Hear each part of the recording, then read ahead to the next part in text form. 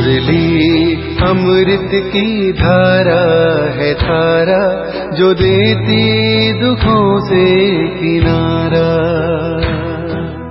मुरली अमृत की धारा है धारा, जो देती दुखों से किनारा। भूले जीवन में हो जाए शिव बाबा मुरली में समझाए। भूले जीवन में हो जाए शिव बाबा मुरली में समझाए। ओम शांति। आज की तारीख है 28/10/2022 की साकार मुरली।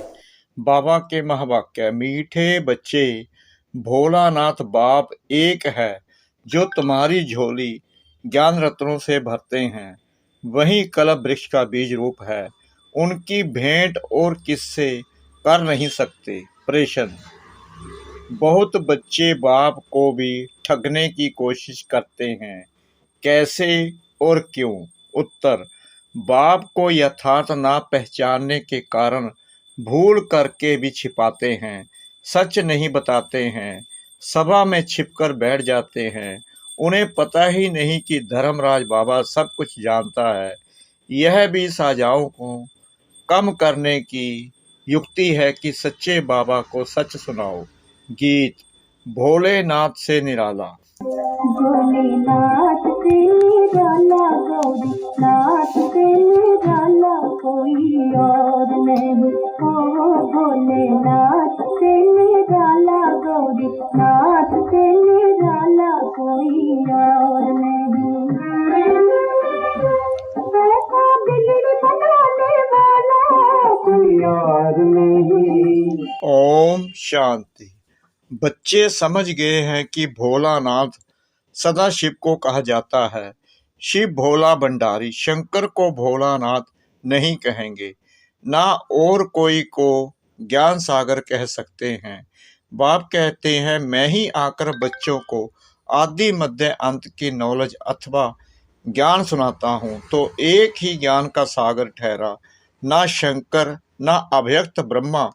अव्यक्त ब्रह्मा तो सूक्ष्म वतन में रहता है। बहुत इस बात में मूंझते हैं कि दादा को भगवान ब्रह्मा क्यों कहते हैं, लेकिन अव्यक्त ब्रह्मा को भी भगवान नहीं कह सकते। अब बाप समझाते हैं कि मैं ही तुम्हारा पारलौकिक पिता हूँ। परलोक न स्वर्ग को न नरक को कहेंगे। परलोक है परे ते परे लोक, जहाँ आत्माएं निवास करती हैं, इसलिए उनको कहते हैं परम प्रिय पारलौकिक परम पिता, क्योंकि वह परलोक में रहने वाले हैं। भक्ति मार्ग वाले भी प्रार्थना करेंगे तो आंखें ऊपर जरूर आएगी। तो बाप समझाते हैं कि मैं सारे कल्प वृक्ष का बीज रूप हूँ। एक शिव के सिवाय किसको भी क्रिएटर नहीं कह सकते। वही एक क्रिएटर है, बाकी सब उनकी क्रिएशन है। अब क्रिएटर ही क्रिएशन को बरसा देते हैं। सब कहते हैं हमको ईश्वर ने अथवा खुदा ने पैदा किया है, तो उस एक ईश्वर को सब फादर कहेंगे। गांधी को तो फादर नहीं कहेंगे। बेहद का रचता बाप एक ही है। वही समझाते हैं कि मैं तुम्हारा पारलौकिक परम पिता हूँ। बाकी आत्माएं तो सब एक जैसी हैं, कोई बड़ी छोटी नहीं होती। जैसे ज्ञान सूर्य, ज्ञान चंद्रमा, ज्ञान सितारे, तो उस सूर्य चांद की साइज में तो फर्क है, लेकिन आत्माओं का साइज एक जैसे है। बाबा कहते हैं मैं कोई साइज में बड़ा नहीं हूँ, लेकिन परम धाम का रहने वाला हूँ, इसलिए मुझे परम आत्मा कहते हैं। परमात्मा में ही सारा ज्ञान है। वह कहते हैं जैसे मैं अशरीरी हूँ, वैसे आत्मा भी कुछ समय परम धाम में अशरीरी रहती है, बाकी स्टेज पर जास्ती समय रहती है। तो जैसे तुम आत्मा सितारे सदृश हो, वैसे मैं भी हूँ। अगर मैं बड़ा होता तो इस शरीर में फिट नहीं होता। जैसे और सभी आत्माएं पाठ बजाने आती हैं, वैसे मैं भी आता हूँ। बाबा का भक्ति मार्ग से पाठ शुरू होता है। सतयुग त्रेता में तो पाठ ही नहीं, अब खुद आकर हमको पूरा बरसा देते हैं। अपने से भी 2 रत्ती ऊपर ले जाते हैं। हमको ब्रह्मांड और सृष्टि दोनों का मालिक बनाते हैं। यह तो हर एक बाप का फर्ज होता है, बच्चों को लायक बनाना। कितनी सेवा करते हैं। कोई के 7 बच्चे होते हैं, कोई डॉक्टर, इंजीनियर, वकील बनता है तो बाप फूला नहीं समाता। लोग भी उनकी सराहना करते हैं कि बाप ने सब बच्चों को पढ़ाकर लायक बनाया है, परंतु सब एक जैसे तो नहीं बनते। कोई क्या बनता, कोई क्या। वैसे बाबा कहते हैं, मैं तुमको कितना लायक बनाता हूँ। यह बाबा देखो कैसा है, इसका सो नाम रूप कोई है नहीं। दूसरे के तन में प्रवेश कर पढ़ाते हैं। यह हूबहू कल पहले वाली पाठशाला है, तो जरूर गीता के भगवान ने गीता पाठशाला बनाई है, जहाँ सबको ज्ञान घास, ज्ञान अमृत खिलाया है। कोई कहते श्री कृष्ण की गौशाला, कोई कहते ब्रह्मा की, लेकिन है क्या जो शिव बाबा को शरीर ना होने कारण ब्रह्मा से मिला दिया है। बाकी श्री कृष्ण को तो गौ पालने की दरकार नहीं। श्री कृष्ण को पतित पावन नहीं कहते। गांधी भी गीता को उठाए सुख से सीता राम उचारते रहते थे, क्योंकि वह राम कृष्ण कच्छ मच्छ सब में भगवान को मानते हैं। पहले हम भी ऐसे समझते थे, हमारा भी बुद्धि का ताला बंद था। अब बाप ने आकर जगाया, सभी को कब्र से निकाल वापिस ले जाते हैं। मच्छरों के सदृश फिर उतरते धीरे धीरे अपने समय पर है। तुमको बाप समझाते हैं कि मुझ एक को याद करो। स्टूडेंट को भी बाप टीचर आदि टीचर याद रहता है। तुमको तो बाप पढ़ाते हैं, यही तुम्हारा गुरु भी है, तीनों का ही फोर्स है। फिर भी ऐसे बाप को भूल जाते हो। ऐसे भी फुल कास्ट कहलाने वाले बच्चे हैं जो 5 मिनट भी याद नहीं करते हैं। तब कहते हैं, अहो मम, माया में बच्चों का ताला खोलता हूँ, तुम बंद कर देती हो।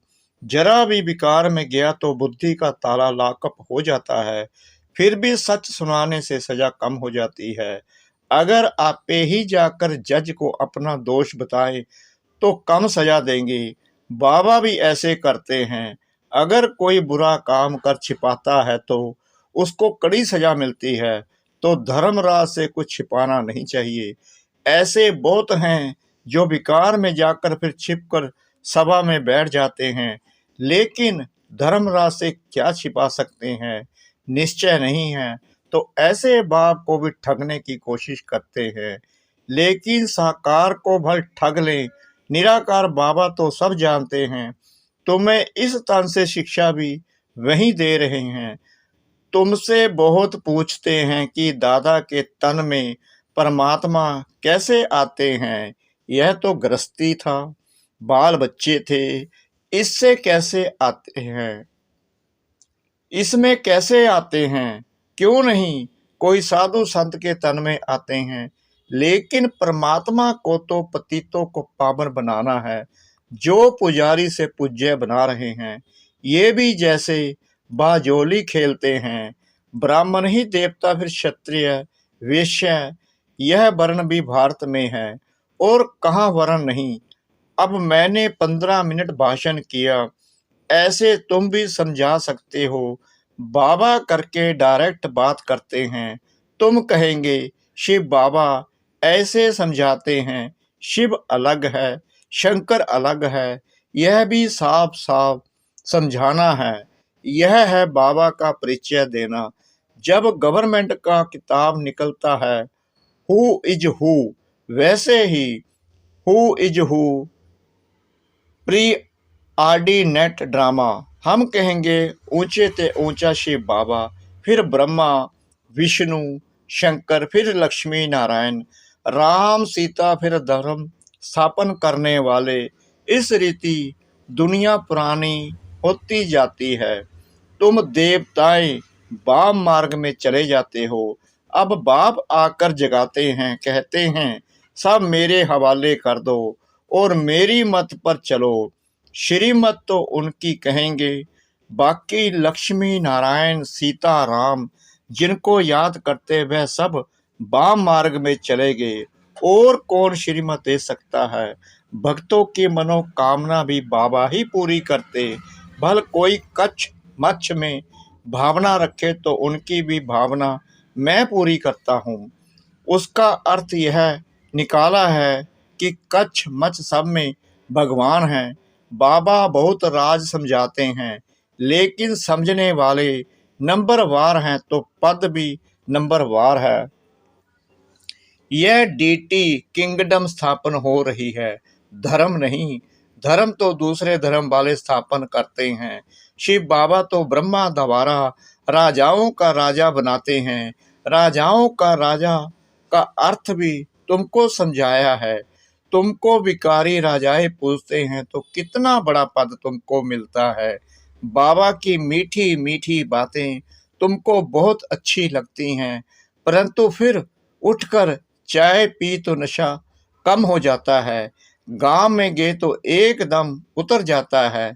यहाँ तो जैसे तुम शिव बाबा के घर में बैठे हो, वहाँ बहुत फर्क पड़ता है।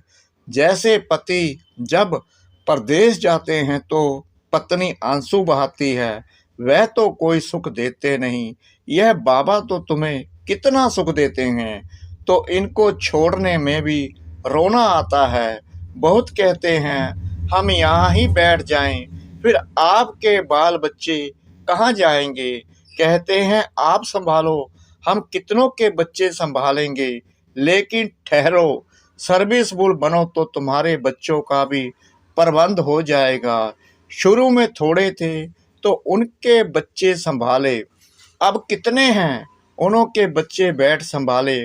उनसे कोई गुम हो जाए तो कहेंगे हमारा बच्चा गुम कर दिया, जिसको संभालने रखे। वह भी कहेंगे हम औरों का कर्म बंधन क्यों संभाले। अच्छा, फिर तो एक ही शिव बच्चे को संभालो तो वह तुम्हारे बच्चे संभालेंगे। बाकी ऐसे बाबा को कभी फार गति मत देना। ऐसे बहुतों ने फार गति दी है, उन्हों को मुखों के अवतार कहे। भल कोई ब्रह्म कुमार कुमारी से रूठ जाओ, लेकिन शिव बाबा से कभी नहीं रूठना। वह तो तुमको राज्य भाग्य देने आया है।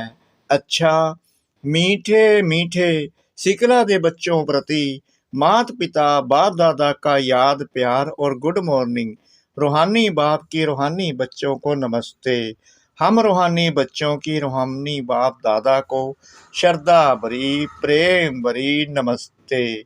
शुक्रिया बाबा, शुक्रिया बाबा, शुक्रिया बाबा, इस मीठी मीठी मीठी मुरली के लिए।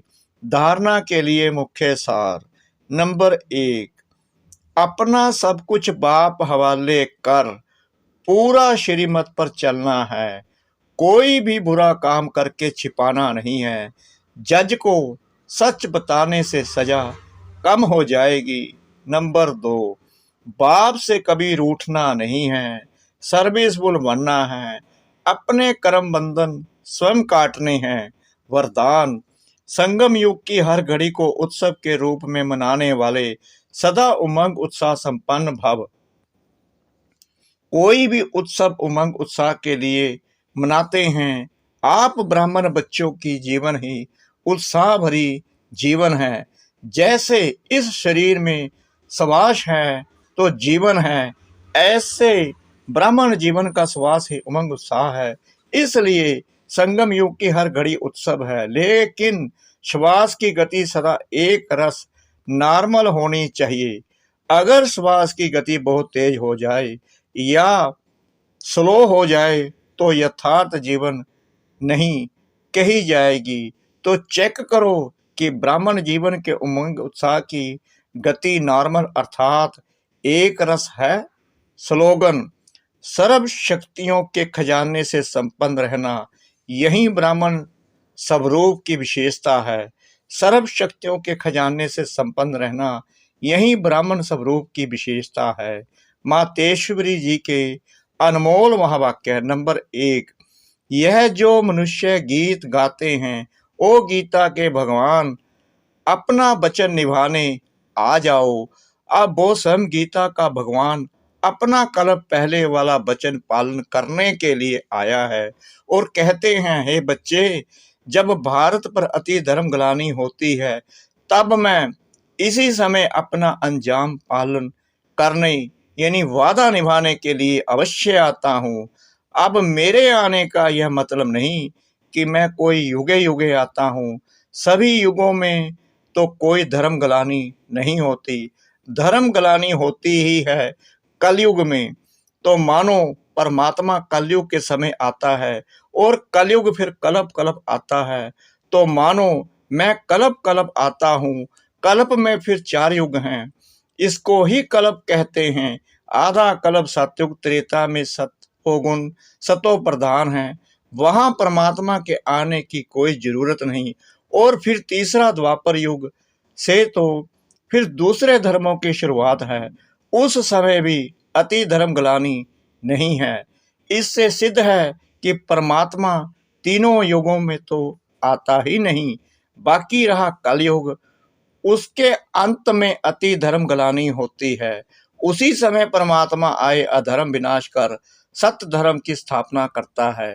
अगर द्वापर में आया हुआ होता तो फिर द्वापर के बाद तो अब सतयुग होना चाहिए, फिर कलयुग क्यों? ऐसे तो नहीं कहेंगे।